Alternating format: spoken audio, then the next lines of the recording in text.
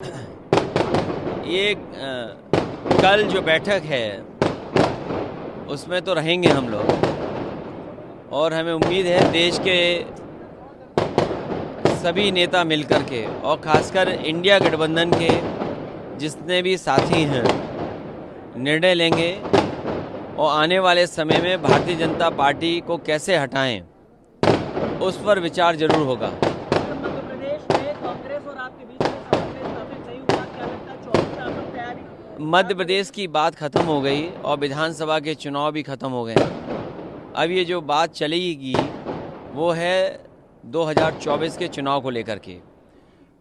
NDA हारे, India जीते, उसकी रणनीति में पीडीए कहीं न कहीं रहेगा। हमारी रणनीति पीडीए है, पीडीए ही एनडीए को हराएगा, पीडीए एनडीए को हरा करके इंडिया को जिताएगा।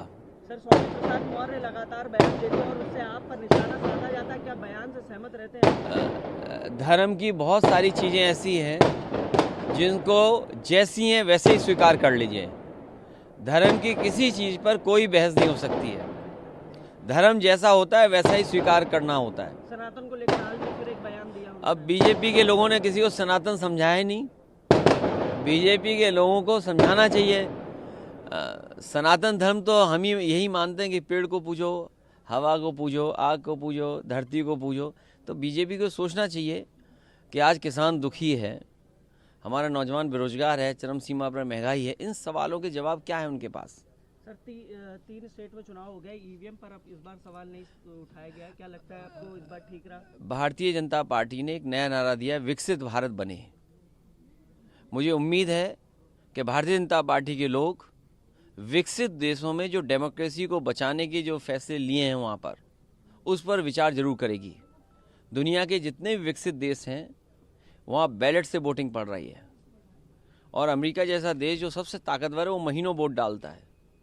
तो अगर भारत को विकसित देश बनाना है तो कम से कम बैलेट वाली नकल विकसित देशों की जरूर करेंगे। सर, भाजपा ने एक नारा और दिया था, रामलला हम आएंगे, उसके बारे में क्या कहना है? उस पर क्या कहना, अब तो उद्घाटन होने जा रहा है और बहुत से लोगों को बुलाया जा रहा है।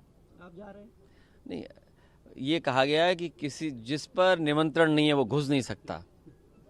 तो अब ये बताइए, अब ये भी कंट्रोल कर रहे हैं कि निमंत्रण भगवान राम किसको देंगे। ये कंट्रोल तो नहीं होना चाहिए।